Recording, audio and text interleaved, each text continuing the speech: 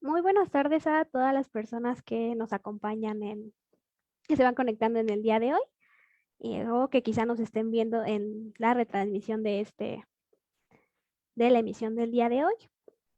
Vamos a dar unos minutos para que más personas se vayan incorporando y se vayan, se vayan acompañándonos en este evento que tenemos el día de hoy. Mientras les agradezco mucho a las personas que están conectándose y a las personas que están invitadas con nosotros, mientras les hago un recuento dentro de las actividades, además de esta, en las que contamos con CEINAC. Los días martes se hacen las transmisiones de Cuento con Derechos.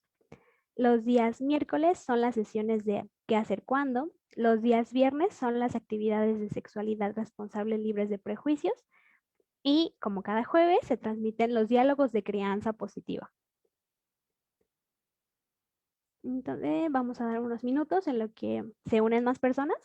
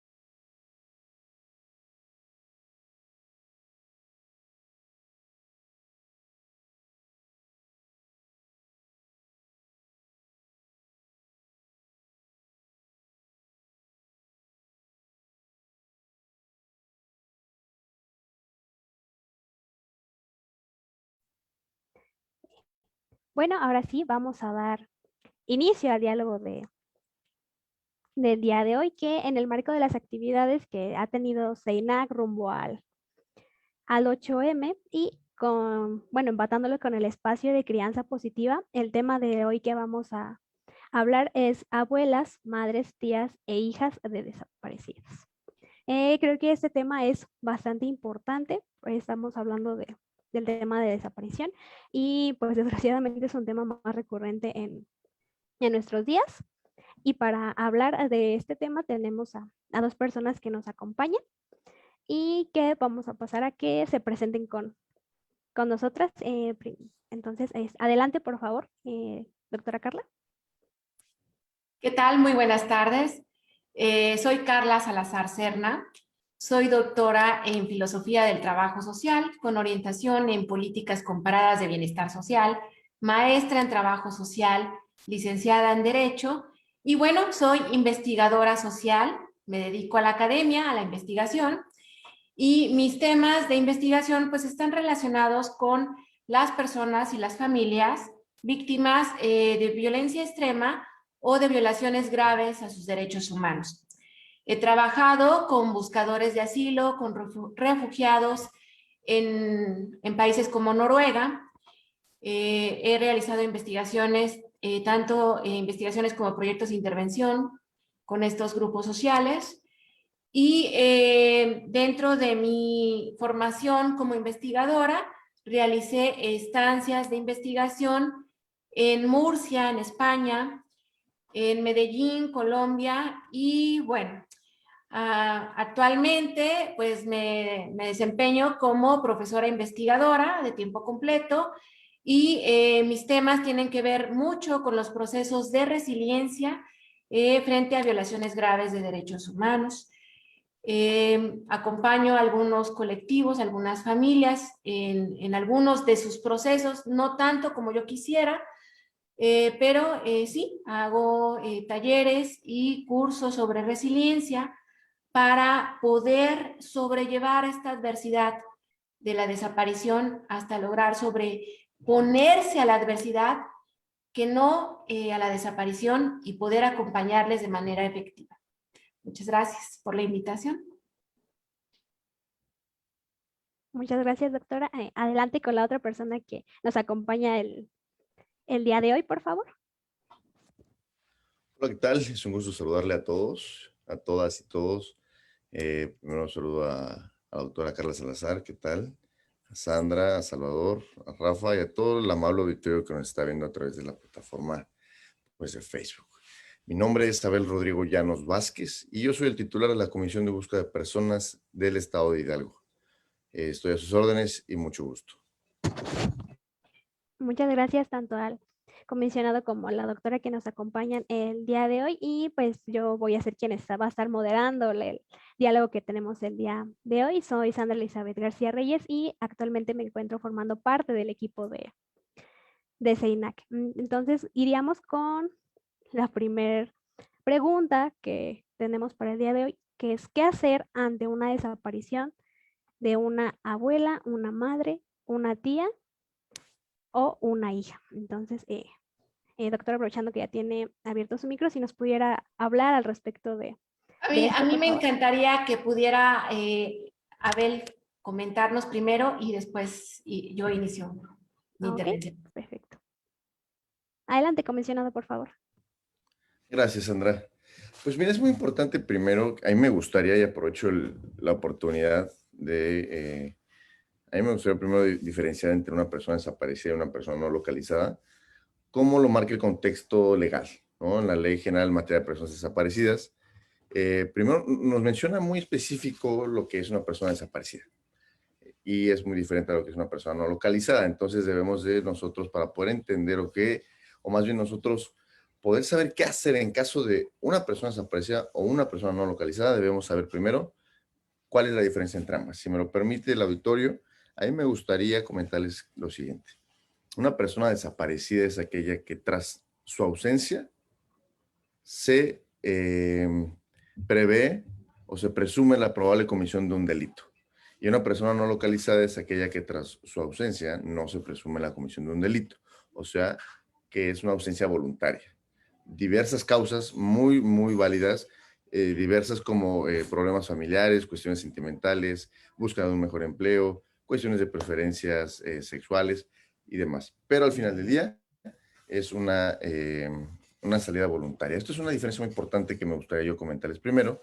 Y ahora sí comentarles, o bueno, más bien responder a tu pregunta, Sandra, como bien mencionas, de qué hacer ante la desaparición de una abuela, madre, tía o hija, o al final del día, una persona del género femenino. Nosotros en primero, como autoridades, y lo marca así la ley general, uno de sus principios que rige nuestra actuación es la perspectiva de género. ¿Y qué es trabajar con perspectiva de género? Es algo que debemos nosotros mantener, que en todas nuestras actuaciones deben de estar libre de prejuicios, ¿no? Libre de estereotipos, ya sea por razones de género o preferencia sexual. Esto creo que es muy importante porque nos da la oportunidad de humanizar la búsqueda, nos da la oportunidad de poder darle la mejor atención y la atención debida e integral a las personas que se acercan con nosotros en la comisión de búsqueda y bueno, en coordinación con todas las autoridades de seguridad pública y de procuración de justicia. Ahora bien, ¿qué es lo que debemos de hacer? Debemos de pensar que siempre se encuentra en un entorno de riesgo, porque al final del día esto debemos de atacarlo como desde un punto de vista de un grupo vulnerable. Entonces debemos nosotros siempre, cuando se reporte la desaparición de una persona del sexo femenino, debemos tomar en cuenta que siempre hay existe un entorno de riesgo y que mismo entorno que le impide garantizar sus derechos mínimos, ¿no? Su seguridad personal, la toma de decisiones para el libre desarrollo de su personalidad, etcétera. La desaparición, como ustedes saben, y creo que es importante comentarlo, conlleva la pérdida del control sobre las decisiones más personales e íntimas. Si uno está desaparecido, si uno está privado de la libertad Al final del día no tenemos control sobre nuestras decisiones, ¿no? Y debemos de verlo desde esa manera. Lo que debemos de hacer es lo siguiente. Hay una falsa idea de la sociedad, y seguramente muchos lo han escuchado, de debes de esperarte 24, debes de esperarte 48 o hasta 72 horas para poder reportar una desaparición. Esto es totalmente falso. Y de hecho, uno de los principios generales del comportamiento de las autoridades, con base en el comité de la ONU, del Comité de Desaparición Forzada de Personas de la ONU, uno de los principios es la tanto debida diligencia como la no dilación en el proceso, ¿no? Entonces, nosotros, ¿qué quiere decir eso? Es de manera inmediata, ¿no? Y veo a la doctora Carla Salazar a sentar. Evidentemente es algo muy, muy cierto que nosotros como autoridades debemos actuar de manera inmediata. Así lo marca la ley.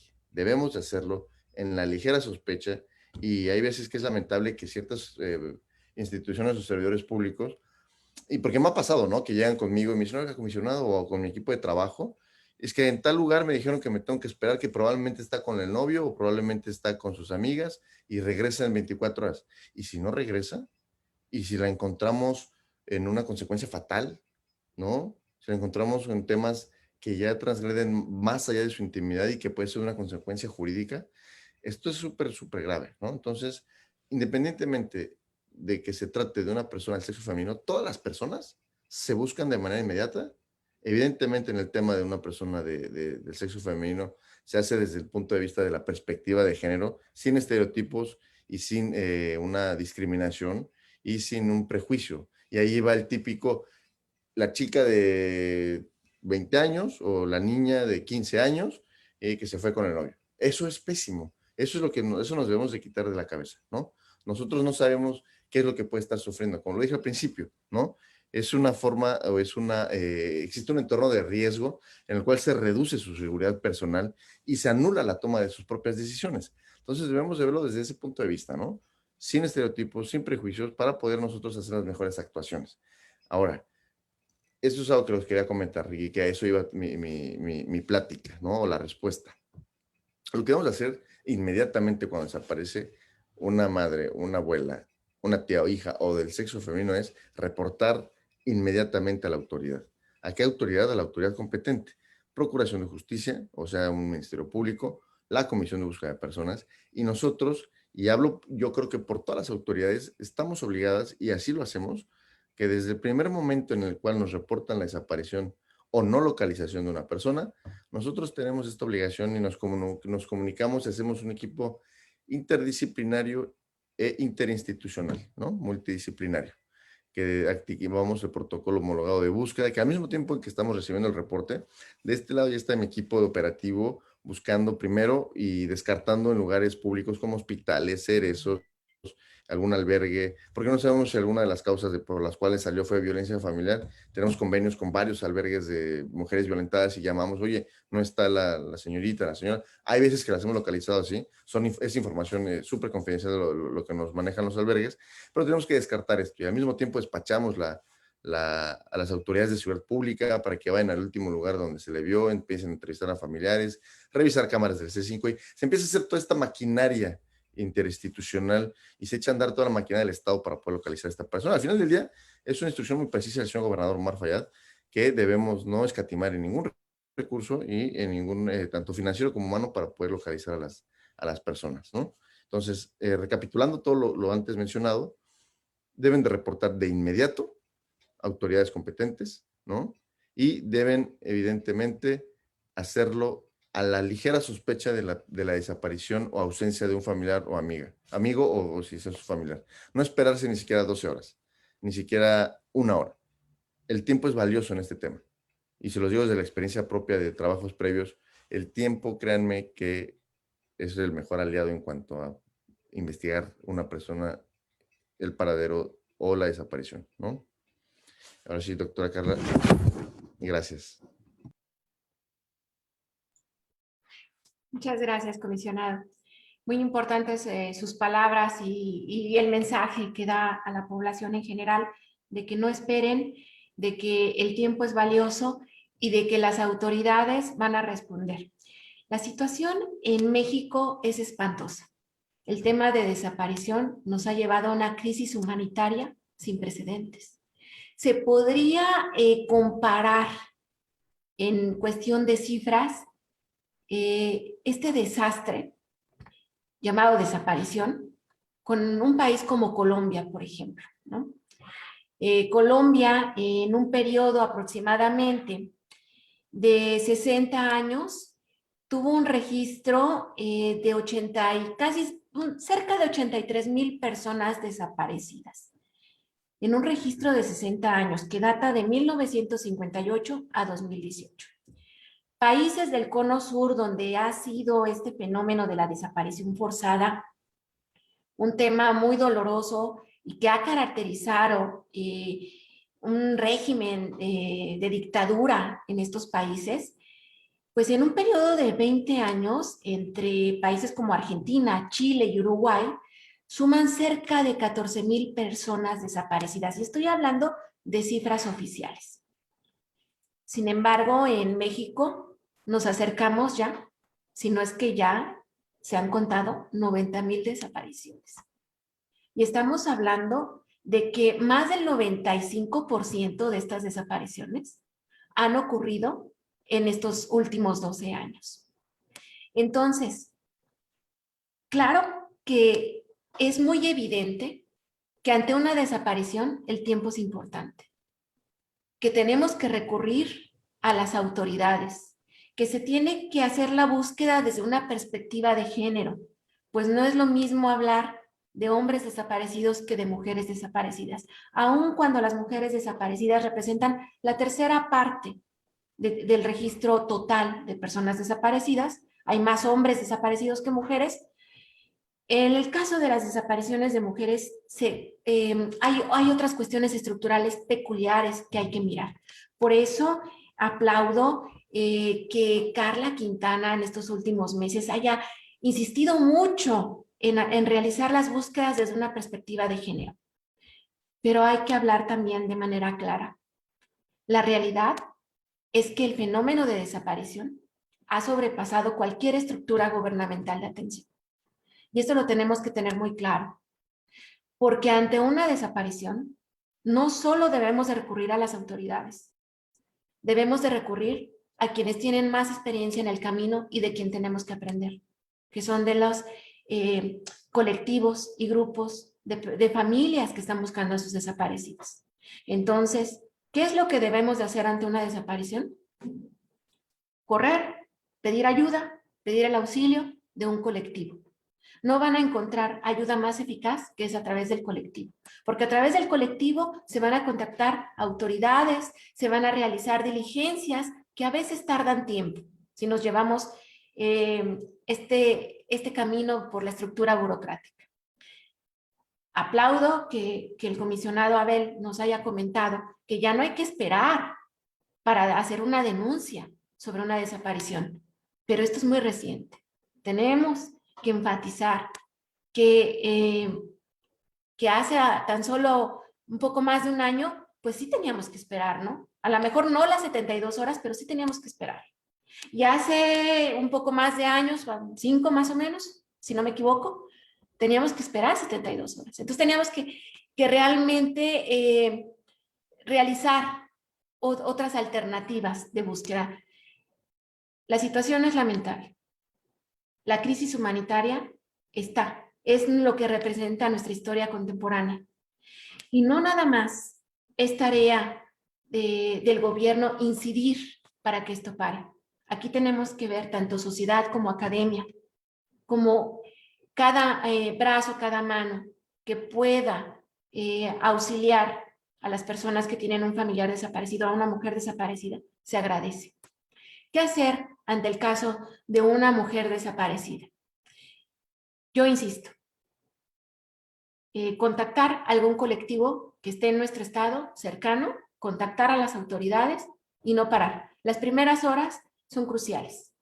Y tenemos que analizar también el delito de desaparición con otros delitos, como en el caso de las mujeres es el delito de trata, sobre todo en el centro del país.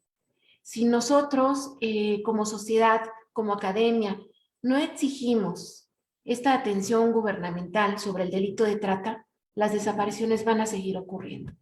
Entonces, ¿qué hacemos? Tenemos que sumar esfuerzos. Tenemos que entender que también dentro de los organismos gubernamentales se encuentran seres humanos trabajando y tenemos que ayudar. Si me permite, y doctora y Sandra, sé que estás moderando, si me permites tomar la palabra un minuto. Aplaudo mucho, doctora, lo que menciona, y ahí yo creo que fallé en comentar lo siguiente respecto a los antecedentes, ¿no? Usted empezó su cátedra comentando lo de Colombia, ¿no? Comentando las desapariciones que había en el Cono Sur en la época de la dictadura. Y eso es algo muy importante que debíamos de comentar al principio.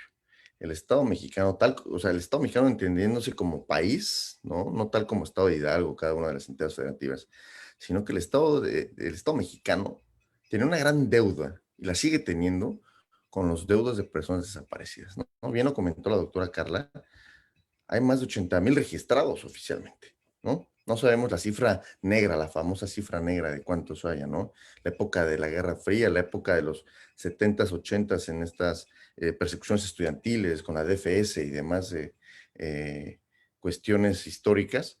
Y eso es algo que nosotros, como, por lo menos en lo personal, yo siento que soy parte de esa deuda que le debemos a los familiares. Es por eso que día con día hacemos lo que está en nuestras manos para poder apoyarlos, ¿no? Eso es algo que sí quería yo dejarlo muy claro, que es una deuda de acceso a la verdad y de acceso a la justicia que tenemos con los familiares, ¿no? Ya desde 40 años atrás, como lo comentó muy bien la doctora Carla, ¿no? Ese era mi comentario ahí al margen. Muchas gracias por estas cifras y por estos. Creo que lo más importante es aclarar esto de que fue un mito que incluso, bueno, creo que la mayoría de las personas habíamos escuchado muchas ocasiones, que te tenías que esperar 72 horas al respecto o 24 o determinado tiempo para reportar una desaparición. Y bueno, yo escuchaba también que, pues, como ahorita lo están mencionando usted, las primeras horas son las cruciales en los casos de desaparición. Y creo que es muy importante saber esto, ¿no? Que ya, si bien es un tema reciente el hecho de que ya no se tenga que esperar determinado tiempo para hacer este reporte, es bueno también saber que las primeras horas son cruciales. Y bueno, también comentamos que pues ya existe una colaboración entre la sociedad civil, colectivos de familiares e instituciones del Estado para combatir precisamente estos temas de desaparición. Y también tenemos una pregunta respecto de lo que mencionaba usted, comisionado, sobre quiénes pueden reportar una desaparición y nos preguntan si solamente los familiares de la persona desaparecida pueden hacerlo o también pueden ser personas cercanas a esta persona. Ok, gracias por tu pregunta, Sandra. Es muy importante que la gente sepa lo siguiente. Quiero comentarlo o responder esto desde dos puntos de vista, ¿no? Cualquier persona que tenga conocimiento de una desaparición tiene el derecho de reportarlo, ¿no? Y más bien tiene la obligación moral y ciudadana de reportar una desaparición. Me pongo en ese ejemplo. Si yo supiera que tal persona se la llevaron los policías forzados a una desaparición forzada porque es cometida por servidores públicos y no lo denuncio, pues me hago cómplice de esa desaparición, ¿no? Entonces, cualquier persona que tenga conocimiento tiene la obligación y nosotros como autoridades tenemos también la obligación de aceptar y de tomar el reporte de cualquier persona que tenga conocimiento de una desaparición. Algo muy importante que debemos de mencionar aquí es, por ejemplo, si yo quiero reportar la desaparición de mi vecino porque probablemente vivía solo y era de Estados Unidos y no tenía ningún familiar aquí y reporto la desaparición a la autoridad, pues la autoridad tiene que hacer, o sea, nosotros tenemos que hacer lo posible por localizar a sus familiares y poder ponernos en contacto con ellos. Ya lo decía la doctora Carla, a través de un colectivo podemos buscar ayuda para que podamos buscar a sus familiares, algún contacto telefónico. Y lo importante aquí es comentarles que la información que nosotros como autoridades proporcionemos a la persona que está reportando la desaparición, ahí sí debe ser meramente la familia directa. Lo voy a poner de otra manera. No debería de por qué saber del estatus legal de cierta persona, el vecino de esa persona, sino el papá, la mamá o familiares directos, ¿no? Independientemente que el reporte lo haya realizado el vecino. Esto es algo muy importante. Y dos, ¿me recuerdas, por favor, Sandra, la segunda pregunta que me comentaste, por favor? Mm, solamente era esa que si cualquier persona puede reportar la desaparición o era necesario ser un familiar directo. Entonces creo que con esto queda resuelta esta parte de que cualquier persona puede reportar y tiene la obligación de reportar una desaparición, pero en cuanto al estatus de cómo se encuentra esta persona, únicamente se brinda la información a los familiares directos de la Claro. misma. Claro, y si me permites también el comentario, nosotros, o la Comisión de Búsqueda de Personas, nosotros como autoridad, hay tres formas de iniciar un reporte, ya sea por llamada, ¿no? Por reporte o por noticia. ¿A qué voy con noticia, no? Nosotros a veces, pues bueno, las redes sociales el día de hoy es una herramienta súper fundamental para el apoyo de búsqueda de personas. Hay veces que nosotros, tenemos en la Comisión de Búsqueda de Personas un equipo específico que está monitoreando las redes sociales cada vez que haya una publicación respecto a una persona desaparecida y que apóyanos a difundir tal imagen y ponen números telefónicos. Hay veces que por desconocimiento de qué autoridades son las competentes, pues lo más rápido y en la desesperación de los familiares, pues lo suben a redes sociales. Entonces yo tengo un equipo que se encarga de monitorear estas publicaciones y en el momento en el que detectamos una, que es noticia, es una forma de iniciar reporte a través de la noticia, nos ponemos en contacto con los familiares nosotros, no esperamos a que ellos nos hablen, nosotros hablamos a los familiares y nos presentamos y decimos, ¿qué tal? Soy el funcionario tal, soy tal persona de la comisión, vi su publicación en redes sociales, me identifico plenamente con el número de empleado tal y me pongo a su disposición en qué podemos servirle. ¿Quiere levantar un reporte o qué podemos hacer por usted? ¿No? Eso igual es muy, muy importante, ¿no? Que no nada más en la comisión recibimos los reportes, sino también estamos buscando, ¿no? Los reportes y cómo nosotros podemos apoyar a las personas que publican en estas redes sociales. Ok. Muchas gracias, comisionado, por resolvernos esta duda que sí nos ayuda bastante a seguir combatiendo este tema de la desaparición. Y también tenemos una pregunta para la doctora Carla. Nos estaba comentando hace un momento respecto de los colectivos de familiares a los que podemos pedir o pueden las personas pedir ayuda en el caso de encontrarse en esta situación. Queríamos saber si usted conoce en la zona centro o en la zona específica de Hidalgo personas con las que puedan acercarse, pues, los familiares que tienen alguna, pues ya sea hermana, hija o persona desaparecida en general. Claro que sí, sí conozco diversos colectivos en el centro del país. Creo que hay un colectivo, si no me equivoco, en el estado de Hidalgo, en Tulancingo, me parece. Con mucho gusto les puedo pasar el dato de manera privada, si les parece.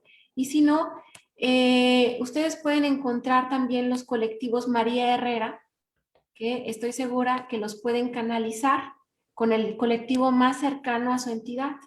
Entonces, a través de enlaces nacionales, de la Brigada de Búsqueda Nacional, de los colectivos de María Herrera, de la misma María Herrera, de sus hijos, ¿no? Miguel Ángel Trujillo, Carlos Trujillo, pueden encontrar mucho apoyo y mucha información acerca de qué pasos a seguir, qué colectivo queda más cerca, con quién pueden solicitar ciertos apoyos y demás. Perdón Muchísimas. que tome la palabra, sí, Sandra, también me gustaría comentar, hay un colectivo que recién la semana pasada acaba de crear su acta constitutiva en Hidalgo y eh, con- eh, en conjunto son los que más familiares tiene de personas desaparecidas en Hidalgo. Se llama Buscando hasta Encontrarnos, del señor Oscar Muñoz. Y ahí está Goyita, que es parte del Consejo Ciudadano de la Comisión de Búsqueda de Personas. Y hay muchas más personas, está la señora Hortensia, Angelino, hay mucha gente que está ahí, que tiene a sus familiares y a sus hijos desaparecidos. Se llama Buscando hasta Encontrarnos, Asociación Civil, ¿no? Y justo el que dice la doctora Carla, que si no me equivoco se llama Juntos por Hidalgo, creo, ¿no? Sí, ya me regresó la memoria. Juntos por Hidalgo, con Jonathan y con Lisbeth. Claro. Bueno, muchísimas gracias a ambos por darnos estos nombres de los colectivos, que creo que sí es importante, ya que nos mencionaba como nos menciona la doctora, que es la primera ayuda a la que podríamos solicitar antes de ir a lo mejor al reporte o a la comisión como tal de esta persona. Y ahora, una vez que ya nos contaron cómo se inician estos reportes, cuáles son las cifras, que me parece... Perdón que te interrumpa, Sandra, y me gustaría comentar algo. Adelante, doctora. ¿Por qué es mi consejo de acudir con los colectivos? Porque muchas veces es muy fuerte el dolor ante una desaparición. Eso no lo sabemos al grado que lo saben las personas que están viviendo la desaparición de un familiar. Desconocemos a veces muchas formas de contener. Y no hay como familias que ya han pasado por esos procesos, es decir, los pares, entre los que pueden entonces incluso identificar en qué etapa se encuentran, ¿no? A veces hay familias que deciden no denunciar hasta que han pasado meses. Entonces, por eso insisto, ¿no? No hay como los colectivos para poder recibir en esas primeras horas a alguien que tiene un familiar desaparecido. Gracias, doctora, por esta parte. Sí, creo que quien nos puede dar más la guía al respecto es alguien que se encuentra en la misma situación, ¿no? Y puede ayudarnos desde la experiencia ya de forma, pues, práctica, cuando alguien más pase por esa situación, qué puede hacer respecto de este punto. Entonces, pues una vez que ya hablamos cómo podemos hacer, qué hacer cuando nos encontramos en esta situación en los primeros momentos, pasaríamos a la siguiente pregunta, que creo que es uno de los temas más complicados. ¿Cómo se modifica la dinámica familiar cuando existe una desaparición de una abuela, de una madre, de una tía o una hija? ¿Cómo cambia? Y creo que va de la mano con lo que nos estaba comentando precisamente ahorita la doctora, de este proceso que es difícil y es bastante complicado. Y entonces, al interior de las familias, ¿cómo cambia esta dinámica al encontrarse en esta situación?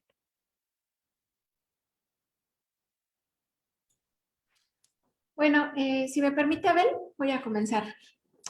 La violencia tiene la capacidad de desconfigurar psíquicamente a una persona. La desaparición es un acto violento, la desaparición forzada sobre todo.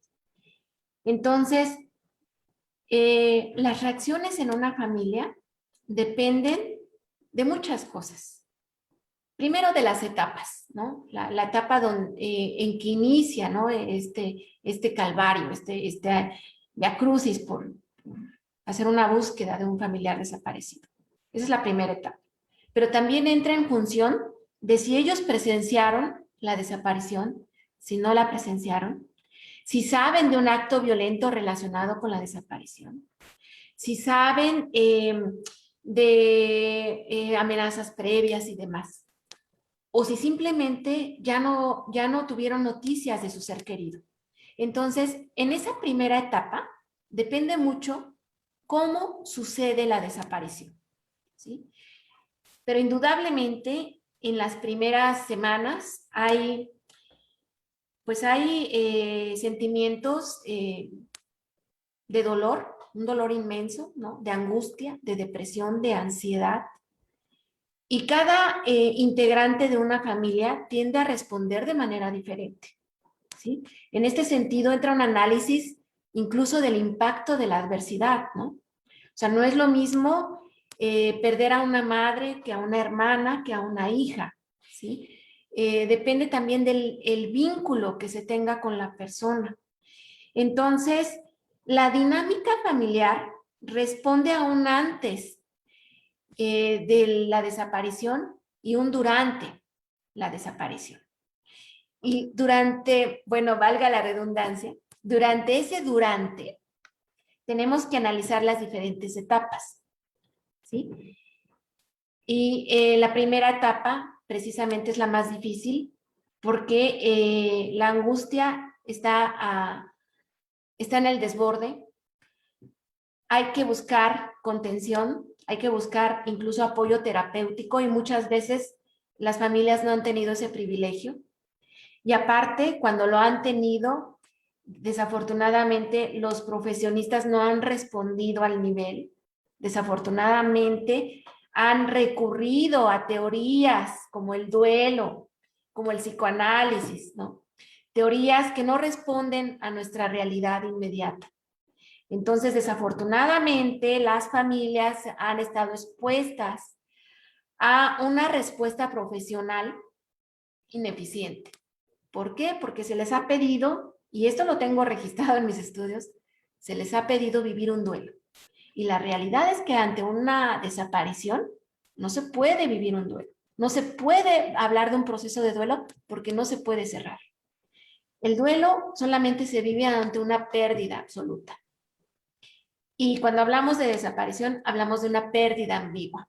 Por ende, en todo caso, tendríamos que hablar de un duelo ambiguo o un duelo alterado, en donde el profesionista que apoya terapéuticamente a una familia tiene que reconocer que su trabajo va orientado al acompañamiento durante la búsqueda del ser querido y no va orientado a que las personas vivan un duelo y cierren un duelo y superen la desaparición. La palabra superación no debería de existir en el vocablo del fenómeno. De verdad que no. La palabra superación no existe para las familias que tienen un ser querido desaparecido. Se puede hablar de sobrellevar, se puede hablar de sobreponerse a una adversidad, pero no se puede hablar de superación. Por eso, desde mis estudios, yo he orientado todo el análisis al proceso de resiliencia, entendiendo la resiliencia no como adaptación, porque nadie se puede adaptar a la violencia extrema y nadie se puede adaptar a la desaparición de un ser querido. Tampoco oriento la palabra resiliencia hacia una capacidad, porque en términos de violaciones graves a los derechos humanos, no se trata de la capacidad del individuo para sobreponerse. También se trata de cuestiones estructurales que den seguimiento a esta violación, del sistema punitivo, de las personas de apoyo, que podemos hablar de ellos como tutores de resiliencia. Entonces, en la dinámica de una familia inciden muchas cosas dentro de la desaparición. Para que una familia logre tener una dinámica orientada a la resiliencia, entendiendo la resiliencia como un proceso complejo que involucra factores personales y factores sociales y factores estructurales que al interrelacionarse entre sí puedan permitir a una persona sobrellevar la adversidad hasta lograr sobreponerse. Tengo que conectar mi computadora. Perdón, un momentito. Sí, adelante, doctora. Y bueno, mientras en lo que la doctora puede regresar, comisionado, no sé si cuál sea su comentario respecto de la pregunta, ¿cómo se modifica la dinámica familiar cuando sucede este caso? A regresar la doctora. Entonces, cerramos con lo que nos estaba comentando, doctora. Pensé Termino que rapidito. No, adelante. Pensé que sí iba a tardar. Nada menos mi tesis doctoral trató de transformaciones familiares vinculadas con la violencia extrema relacionada a delitos por grupos del narcotráfico, que tiene que ver mucho con el delito de desaparición. La dinámica se transforma de manera profunda. La familia jamás vuelve a ser la familia que era antes de la desaparición. Incluso cuando tienen, ahora sí que la fortuna de encontrar a su ser querido, que en la mayoría de los casos se encuentra de la manera que jamás nadie quisiera encontrar a alguien, ¿no? En fin, las dinámicas se transforman y desafortunadamente, hablando desde una perspectiva de género, en estas dinámicas familiares que cambian, salen perdiendo las mujeres, porque a las mujeres se les asigna una posición subordinada dentro del dolor incluso. Pareciera que las mujeres solo tienen dos opciones frente a la desaparición: reaccionar como víctimas o reaccionar como heroínas. Y en ninguna de las dos posiciones esto es justo para las mujeres. Y sin embargo, son las mujeres en el tema de desaparición a quienes más debemos de observar. Y no porque la tercera parte de los desaparecidos sean mujeres, sino porque ante una desaparición forzada, ante una desaparición cometida por particulares, las mujeres son las que están al frente de las búsquedas, al frente del dolor familiar, al frente de buscar alternativas para sobrellevar el dolor. Muchas gracias, doctora, por esta información. Entonces, pasaría con lo que nos pueda comentar el comisionado al respecto de la pregunta, ¿cómo cambia la dinámica familiar cuando se presenta un caso de desaparición en una hija, madre, tía, abuela? Adelante, comisionado, por favor. Gracias, Sandra. Pues mira, abono mucho a los comentarios que dijo la doctora. Es un tema, y si me permites responderlo, cambia abruptamente la dinámica familiar. Es un tema que, como bien lo dijo la doctora, rompe y fractura el núcleo familiar, ¿no? Realmente, y te lo digo como en conocimiento de causa, porque yo viví y vivo, ¿no? Al final del día, la desaparición de un tío y de un primo que pues, afecta demasiado la dinámica familiar. Digo, tras la desaparición o no localización de una persona, se produce una fractura en el núcleo familiar, porque no se tiene la certeza respecto del paradero de este familiar, ¿no? Convirtiéndose la familia en víctima indirecta, a vivir un entorno de incertidumbre. Y como bien lo dijo la doctora, hay que ver el contexto de la desaparición. Si fue una desaparición forzada, los obligan después a hacer una migración forzada, ¿no? Los obligan a un desplazamiento forzado de su lugar de origen, como ha pasado en muchos estados del norte del país o del sur del país, ¿no? Que cambia la vida totalmente de los familiares. La familia como grupo, pues va modificando también su entorno económico, porque la mamá o el papá está en este afán de buscar a su familiar y se queda sin trabajo, se queda sin un ingreso económico y modifica el entorno económico, ¿no? Ahí cuando van con la CEAP, la Comisión Ejecutiva de Atención a Víctimas, se registran en el RENAVI, el Registro Nacional de Víctimas, hay un apoyo económico, porque como familiar no hay nada más importante que buscar a tu hijo, o que buscar a tu hermana, o buscar a tu hermano. No importa si te quedes sin trabajo, ¿no? Me lo han expresado las víctimas a mí en lo personal. Entonces, económicamente cambia todo su entorno. Emocionalmente, ni te digo. Sinceramente, pues como dice la doctora, pues no es un duelo, porque al final del día no hay una ¿cómo llamarlo? No hay una, tranquilidad o una paz de por medio para que tú puedas decir, estoy viviendo un duelo, ¿no? Es un duelo continuo y permanente de no saber y tener la incertidumbre como familiar de qué le estará pasando a mi hijo, qué le estará pasando a mi hija, hoy habrá comido, hoy estará con frío, ¿sabes? Y nosotros como autoridades, y eso es lo que siempre le digo a mi equipo de trabajo, ¿no? Debemos, y es algo que me dijo el gobernador el primer día que me nombró, tú ponte en los zapatos de las personas y solamente así entenderás y sabrás cómo trabajar el tema en específico. La empatía y la sensibilidad deben de ir de la mano en este tema. No puedo yo ser no empático con las víctimas, ¿no? Debo de ponerme en su lugar y entender qué es lo que está sucediendo.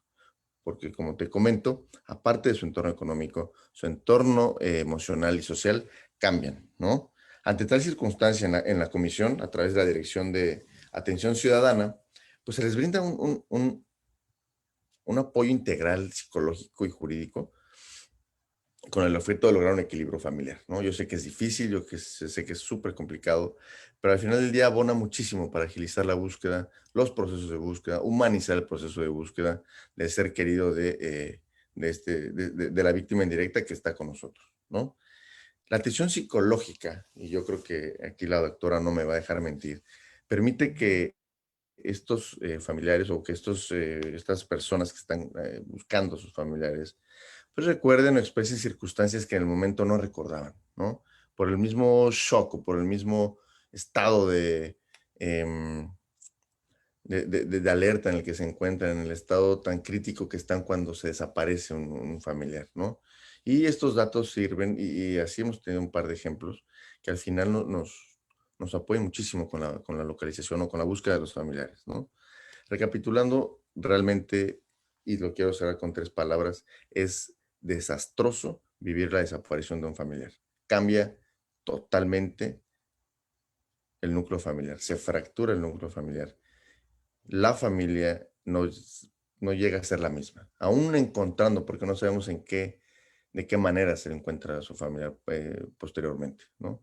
Y nosotros, tanto como colectivos, desde la academia y como autoridades, lo único que nos queda es pues, apoyarlos, ¿no? Poder estar trabajando para ellos en conjunto. Claro ejemplo, ¿no? Esta oportunidad de esta charla con ustedes. Está la academia, está la sociedad civil, está la autoridad, está el servicio público, todos amalgamándonos para poder buscar buenas prácticas y poder ponerlas en pie y a favor de las personas, ¿no? Y de estas víctimas indirectas que son las que están sufriendo este tema tan sensible. Muchas gracias tanto al comisionado como a la doctora por esos comentarios que nos hacen y creo que es inevitable coincidir en que cambia totalmente la dinámica familiar cuando existe estas desapariciones. O sea, no es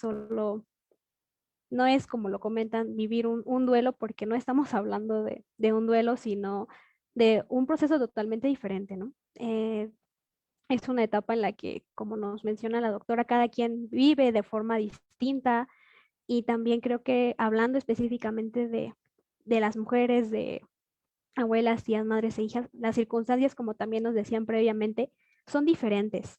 Existe una situación ya de riesgo, el papel que tienen las mujeres en estos momentos y las circunstancias bajo las que muchas veces sucede esta situación, pues son distintas, ¿no? Entonces no podemos negar que la dinámica familiar cambia totalmente ante un caso de desaparición y que pues lo que queda es hacer este proceso, ¿no? Este acompañamiento y como nos mencionaba también la doctora, que muchas veces algunas familias no tienen este privilegio, porque realmente lo es, de tener una atención integral, no solamente desde el aspecto jurídico, sino también desde el aspecto de la psicología, ¿no? Que no está haciendo de forma integral en un proceso que por sí ya es complicado, entonces todavía al no tener las herramientas adecuadas, creo que aún lo es más, entonces podríamos cerrar cómo se modifica la dinámica familiar, pues es un cambio totalmente, o sea, es un antes y un después al interior de cada una de las familias. Sandra, perdón que te interrumpa, me gustaría comentar. Ahorita te escuché decir que es un privilegio tener autoridades o tener alguien que los ayude. Como ciudadano, si yo me pongo del otro lado, no es un privilegio, es una obligación del Estado darme esa ayuda.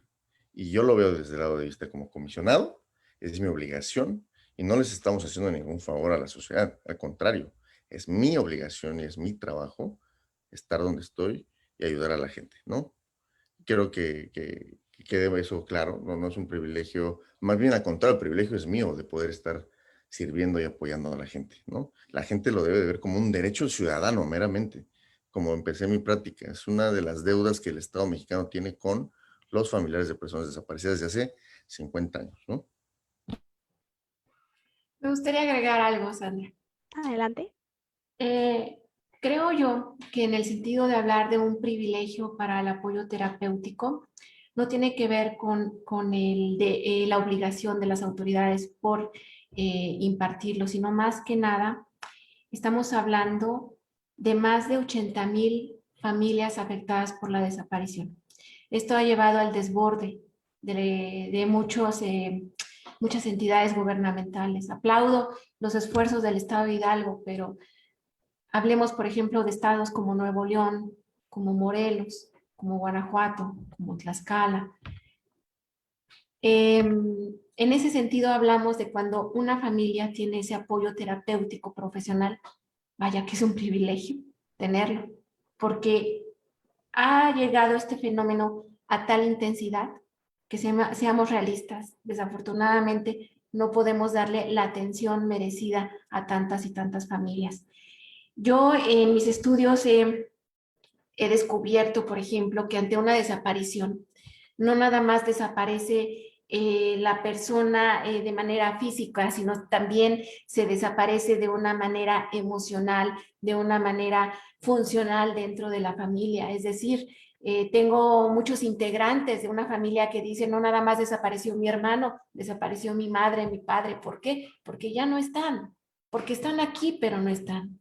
porque su corazón anda en otro lado, porque su pensamiento anda en otro lado, ¿no? Entonces las implicaciones son desastrosas ante una desaparición. Pero claro que la familia se rompe, claro, pero también hay que hablar del proceso de reconstrucción que sí es posible. Y por ejemplo, por eso insisto en el tema de resiliencia, porque no hay grupo social más resiliente en Latinoamérica que las familias de desaparecidos en México. Ellos nos han enseñado la verdadera resiliencia, nos han enseñado el verdadero camino de reconstrucción, de no rendirse, de no dejar que se les arrebate más de lo que ya se les arrebató. Y en este sentido, vuelven a reconfigurar su familia como la técnica del kintsugi japonesa, esta técnica de cuando se rompe alguna vasija de cerámica, es reconstruida nuevamente de una manera meticulosa, cuidadosa, que lleva tiempo, y son pegadas las piezas con pegamento que lleva hilos de oro y de plata, hasta hasta lograr de nuevo que la vasija sea la vasija que fue, pero con muchas cicatrices, pero cicatrices que cerraron de una forma hermosa, de una forma resiliente. Entonces, en ese sentido tenemos que unir esfuerzos, autoridades, sociedad civil, académicos, para poder mirar a nuestros conciudadanos. Intentar, bien lo decía el comisionado Abel, intentar ponernos en sus zapatos, que no lo vamos a lograr, pero sí podemos ejercer una ayuda que les permita esta reconstrucción de algo que jamás debió de pasar. Incluso en este momento no deberíamos estar hablando de este tema, porque eso es algo que se pudo prevenir, que jamás debió de ocurrir y que ahora tenemos que reparar todos juntos. Muchas gracias, doctora, por hacernos este comentario al respecto de que sí tenemos que no solamente hablar del proceso complicado, sino también del proceso de resiliencia, como usted bien nos comenta, que es algo que usted, como nos dice, el mayor ejemplo de resiliencia sí son los familiares de personas desaparecidas. De que sí, es como en el ejemplo que nos está poniendo de la taza, si bien va a tener ciertas cicatrices, eso no significa que no se vaya a reconstruir y no vaya a ser más fuerte de lo que era anteriormente, ¿no? Entonces, pasaríamos a la siguiente pregunta al respecto del diálogo de crianza positiva que tenemos hoy, que es una vez que ya existe este caso en el que tenemos a una abuela, a una madre, a una tía o una hija o incluso a una hermana desaparecida, ¿cómo abordamos este tema con las niñas, con los niños y los adolescentes? ¿Cómo se puede hacer esta explicación, ¿no? O sea, si es difícil a lo mejor para las personas adultas a veces entender cómo pasó esto y los procesos, ¿cómo podemos explicar este punto? ¿Cómo abordamos el tema de la desaparición con los niños, niñas y adolescentes?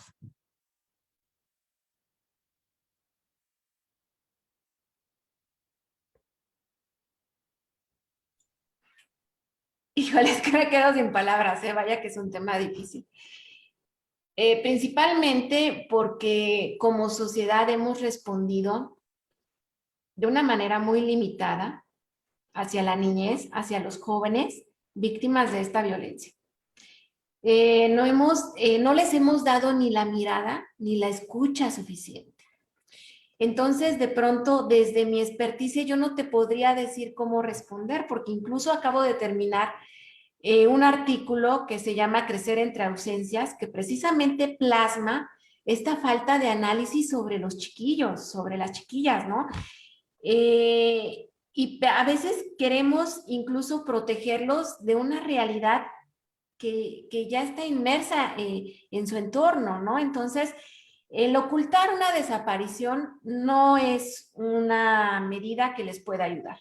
Yo creo que hay que hablarles con la realidad por delante, de una manera muy sutil, muy cuidadosa, y en esto sí hay que recurrir a ayuda profesional incluso, y si no la hay en ese momento, hay que transmitir con claridad el problema que se está viviendo, con claridad, y sin sobredimensionarlo. Darle al problema exactamente su justa dimensión para un niño, para una niña. Y además de hablarle con claridad sobre el problema, también hablarle sobre la esperanza. Y no permitir que la niñez pierda su esperanza ante una desaparición. De hecho, no se debería de permitir con nadie, ¿no? Y créanme que para mí es un tema muy difícil porque me ha costado mucho trabajo indagar sobre la niñez.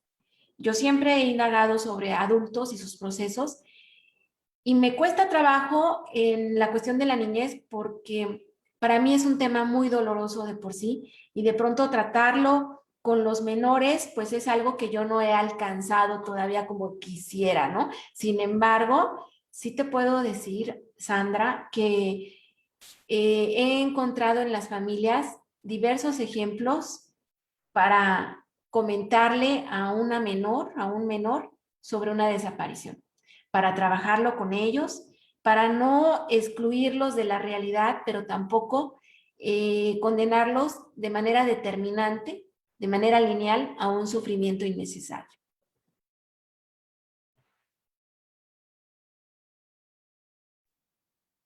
Muchas gracias, doctora, por su comentario. Comisionado, ¿qué nos podría decir acerca de este punto? ¿Cómo abordamos el tema con niños, niñas y adolescentes? Gracias, Sandra. Creo que lo dijo muy atinadamente la doctora Carla. Me quedo sin palabras, ¿no? Porque no hay manera de cómo abordar este tema sin tener una consecuencia dolorosa para los niños, niñas o adolescentes, ¿no? Es algo que no debería por qué estar viviendo un niño, una niña o un adolescente en su libre vivencia y desarrollo de su juventud, ¿no? Algo que sí es importante que debemos de realizar desde la comisión en cuanto se desaparece un niño, niña o adolescente, creo que también es importante tocar este punto, ¿no? Tenemos que hacerlo desde el punto de vista, como lo marca el protocolo, ¿no? En el interés superior de la niñez, apoyar en todo a los niños, niñas, adolescentes, que es como lo maneja la CIPINA como tal, el término adecuado. Pero no me quiero salir por la tangente en tu pregunta. El abordar este tema con niño, niña, adolescente, creo que debe ser desde un punto de vista primero profesional, alguien capaz. O sea, no vas a poner a alguien que no sabe de psicología para empezar, ¿no? Alguien profesional y capacitado para poder abordar estos temas con un niño, ¿no? No es lo mismo si yo se lo platico al padre a que se lo platica a un niño, no sé, o sea, de qué manera tenemos que abordarlo. Digo, para eso tengo mi equipo psicológico y tenemos esta atención integral en coordinación con la Procuraduría de la Defensa del Niño, el niño y el menor en el DIF, hablando de Hidalgo, y del CABI, hablando de la Subprocuraduría de Derechos Humanos y Servicios a la Comunidad, ¿no? Creo yo muy importante responder a tu pregunta, ¿cómo abordarlo? Pues con gente especializada, evidentemente, ¿no? De estas dos áreas en coordinación con ellas. Evidentemente creo que eso es lo que debemos de realizar. Insisto, no debe por qué ningún niño, niña, adolescente en este país, no solo en Hidalgo, en todo el país, no hay una sola y no debe de haber y no debe existir un solo niño, niña, adolescente que esté pasando este fenómeno tan delicado y tan sensible como es la desaparición de personas, ¿no? Sandra, me gustaría agregar también que hay diferentes colectivos que ayudan a los colectivos de familias de personas desaparecidas precisamente para el trabajo con niños, ¿no? En este sentido de dar espacios para que los niños sigan siendo niños, para que disfruten de alguna manera su infancia. Entonces, por ejemplo, está el colectivo de esta Brigada de Paz Marabunta, que en diversas ocasiones ha ayudado a familiares de personas desaparecidas, sobre todo a la niñez, ¿no? Dándoles otros espacios para otras vivencias, y eso es muy importante en este tema, ¿no? Si bien la desaparición llega a desarticular psíquicamente y demás, y llega a destruir y bla, bla, bla, también tenemos que tomar la adversidad en nuestras manos y decidir qué vamos a hacer ante la adversidad y no permitir que la adversidad decida qué hacer con nosotros. Y en ese sentido, tenemos que trabajar todos juntos digo, qué mejor sería tener la ayuda, yo siempre lo digo, ¿no? O sea, para los niños hay que tener ayuda profesional especializada desde la psicología y demás, pero en las familias donde no pueda existir esta oportunidad, no hay como hablar con claridad, pero también mostrarle a la niña, al niño que hay otros espacios en los que podemos seguir trabajando y podemos arrebatarle a la vida momentos felices. Muchas gracias, doctora. Sí, creo que coincidimos desde el espacio de Sedina, que precisamente es el cómo abordar la desaparición con niñas, niños y adolescentes es un tema complejo. O sea, la complejidad que hay respecto del tema es bastante y que efectivamente es una situación por la que no debería pasar ningún niño o adolescente, ni ninguna persona en general, pero creo que esto nos permite darnos cuenta de que es necesario crear materiales con enfoque en la niñez y en las juventudes, porque como bien lo mencionaba el comisionado, no es lo mismo hacerle del conocimiento a los cuidadores de niños, niñas que a adolescentes, que decírselo propiamente al niño, niña o adolescente, ¿no? Entonces creo que es necesario que se trabaje en la construcción de materiales con estos enfoques tanto en infancias como en juventudes y que sea de acorde al desarrollo cognitivo de cada uno de estos grupos, cuidando, como lo mencionaba la doctora, negarles la realidad realmente no les ayuda. O sea, negar una realidad es, a veces creo que caemos en este intento de protección, cuando realmente no les va a ayudar que no les digamos la realidad, pero también hay que cuidar esta parte de no generar la desesperanza en estos grupos. Creo que sí tendríamos que enfocarnos en generar los materiales para que se les pueda explicar de forma adecuada a cada uno de estos grupos sobre la desaparición y pues que también sirva como apoyo terapéutico para que puedan hacer frente a esta situación, porque creo que si nos enfocamos muchas veces más en, pues en cómo lo perciben, o sea, solamente en la persona como que está pasando por ese proceso, pero se nos olvida que también existen personas alrededor, como lo comentaba el comisionado Abel, las víctimas indirectas. Y si es ya difícil el tema, ahora explicárselo a la infancia y a la juventud, creo que es todavía más complicado. Entonces creo que esto nos permite darnos cuenta de que necesitamos visibilizar a niñas, niños y adolescentes. Desde SEINAC trabajamos en estos espacios en el que buscamos la visibilización de estos grupos en los que pues están siendo afectados por la realidad en la que vivimos y, insisto, negarles estos espacios no les está beneficiando, al contrario, ¿no? Entonces, pues creo que aquí podríamos pasarnos debatiendo horas y horas al respecto de cuál sería la forma más adecuada, cómo, cómo cambia la dinámica familiar y cómo son todos esos aspectos, ¿no? Creo que pues, si bien nos queda evidenciado con este diálogo que acabamos de tener, es que el tema de desaparición, pues ya es un desastre, ¿no? Como nos comentaba tanto la doctora como el comisionado con las cifras, son alarmantes y aparte es más alarmante que la mayoría de ellas sean en los últimos años. O sea, es bastante increíble ver cómo ha avanzado este problema y ahorita pasaríamos a, creo que no tenemos por el momento algunas preguntas por parte de las personas que nos están viendo. Entonces, abriré el espacio para que tanto el comisionado como la doctora nos hagan los comentarios finales al respecto de este tema de desaparición. Entonces, comenzaríamos con usted, doctora, adelante. Pues nada, más que agradecerles mucho, Sandra, esta actividad, esta iniciativa, ¿no? Y que genera un abrazo social y que el abrazo social es la generación de resiliencia más importante para estas familias, ¿no?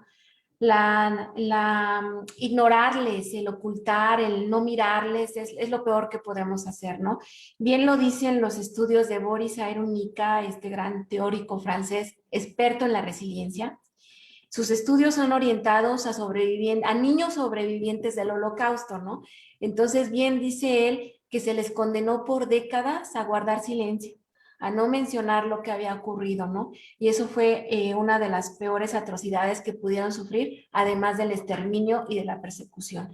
Entonces, no hay cómo tanto a la niñez como a las personas adultas que viven la desaparición de un ser querido, no hay mejor herramienta que involucrarlos de manera activa en la búsqueda.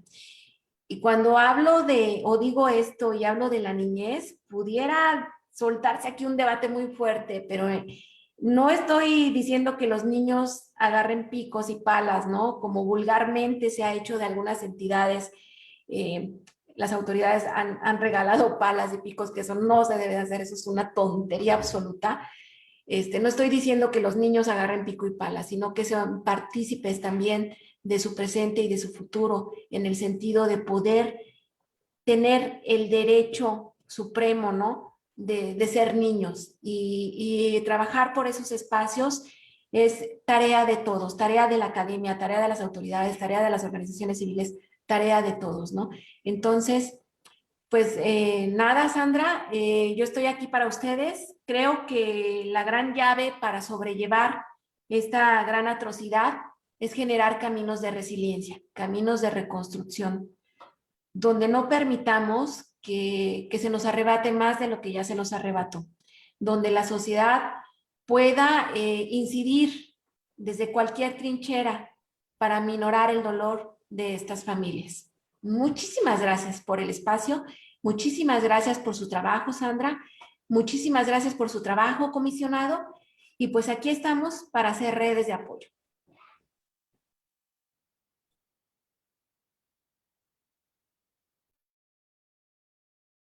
Muchísimas gracias, doctora. Entonces, comisionado, ¿usted qué nos podría decir para cerrar este diálogo que es, pues, podríamos, como lo mencionaba antes, hay muchos temas que todavía podríamos tocar, pero recapitulando lo que estuvimos comentando el día de hoy. Adelante, por favor. Gracias, Sandra. Creo que yo primero quiero cerrar mi participación o este diálogo tan...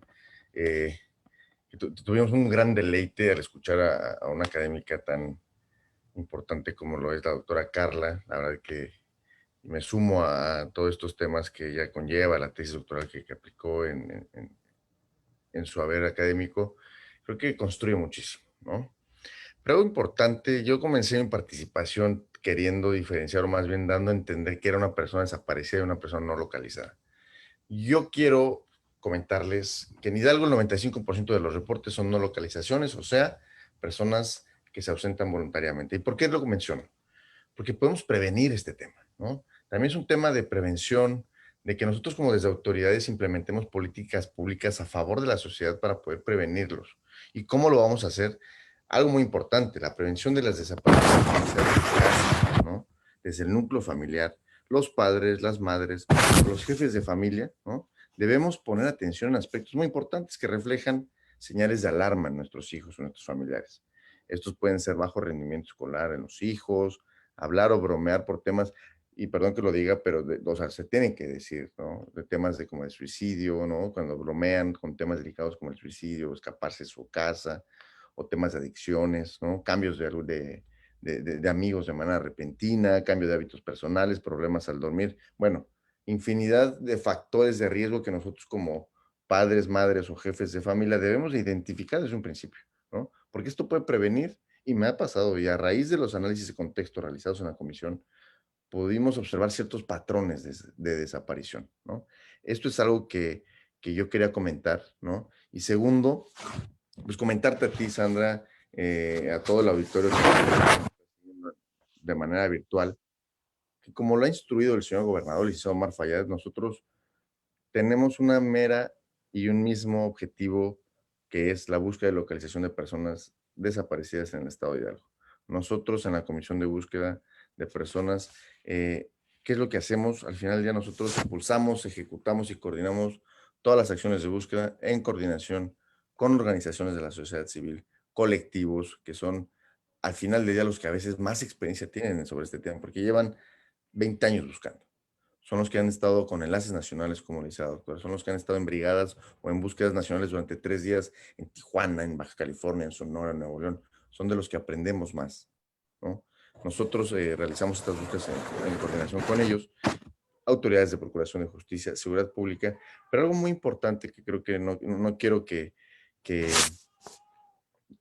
no se deje de mencionar es que nosotros tenemos la obligación como autoridades de dar el acompañamiento a los familiares, ¿no? Nosotros trabajamos para y por los familiares. Al final del día, la creación de la comisión, desde la Comisión Nacional, las comisiones locales, fueron gracias a la lucha de los familiares de personas desaparecidas. Gracias a que se fueron y se plantaron y querían una institución que se dedicara a buscar a sus desaparecidos. Como te mencionaba, era una deuda que tenía el Estado mexicano. Entonces nosotros tenemos esta obligación para con ellos, ¿no? Yo quiero agradecerte muchísimo, Sandra, Rafa, Salvador, la invitación y el honor y tan grande privilegio que me hicieron el poder participar con ustedes, el poder hablar con ustedes. Siempre es un gusto platicar estos temas porque es muy apasionante. Tú lo dices, este tema nos da para horas de debate, pero bueno, también agradecer con todo el cariño y todo el reconocimiento profesional a la doctora Carla. Esperemos encontrarnos en algún acompañamiento, alguna búsqueda, en algún apoyo con familiares muy pronto. Doctora, está usted enteramente abierta las puertas de mi oficina para todos ustedes. Estoy a sus órdenes y pues agradecerles muchísimo esta invitación que nos hicieron. Muchas gracias, Ana.